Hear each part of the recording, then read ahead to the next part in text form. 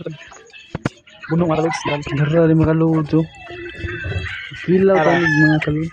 Aso ni kipihan mga Buno mga kalods oh.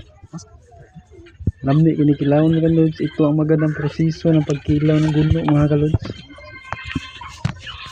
Malinis na pag kilawin mga kalods.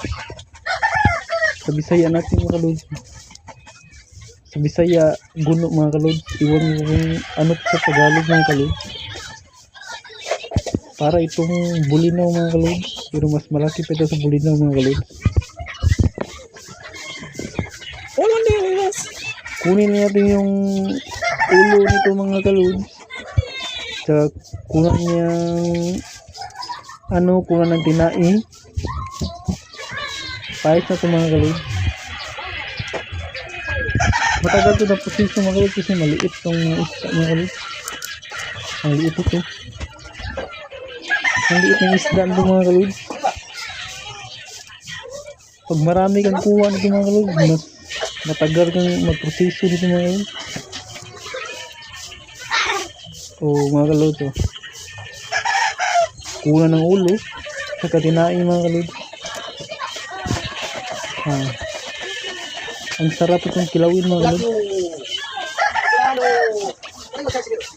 So mga kalods, shout out sa inyo. Shout out sa inyo dyan. So ito na mga kalods oh. Yung suka ay. Matapos nating malinis ito mga kalods, lagyan ng bombay mga kalods. Suka.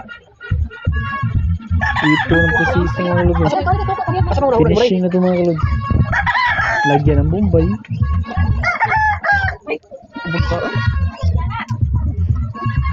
Basta kanina no? At may kamatis mga kalods. Saka luya mga kalods. Masarap yung kilawin mga kalods. Ubok.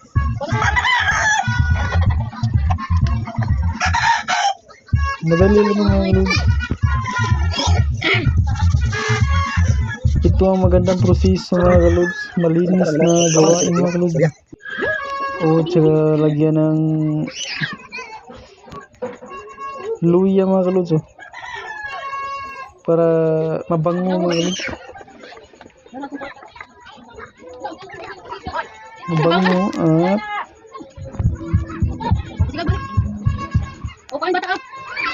lagyan ng luya. Okay. Ano ka patis ma'am? Medyo nagutom mga kalods oh.